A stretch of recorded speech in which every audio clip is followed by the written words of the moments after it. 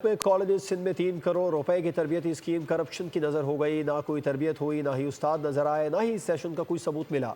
Bold news ने scandal के जाली टेंडर और तमाम दस्तावेजात हासिल कर ली हैं। फरवरी में स्कीम मंजूर, मई में टेंडर, जून में सेशन का दावा किया गया था, मगर ना कोई फोटो, ना कोई वीडियो और ना ही कॉलेज को इल्म।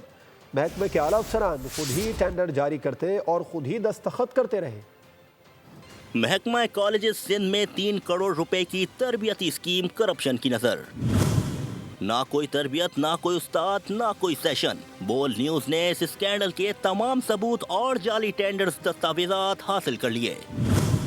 फरवरी 2024 में 3 करोड़ रुपए की ऑब्जेक्ट हेड कैपेसिटी बिल्डिंग के तहत स्कीम मंजूर हुई। मई में टेंडर, जून में तरबियत का दावा, लेकिन जमीनी हकीकत सिफर।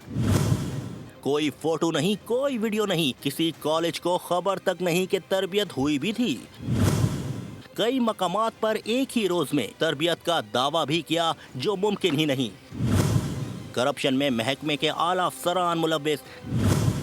महकमे के आला अफसरान ने खुद ही टेंडर जारी किया, खुद ही वर्क ऑर्डर पर दस्तखत किए। जब बोल्ड न्यूज ने कंपनी से सवाल किया तो दावा किया गया कि तरबियत हुई, लेकिन एक भी सबूत देने से इनकार किया।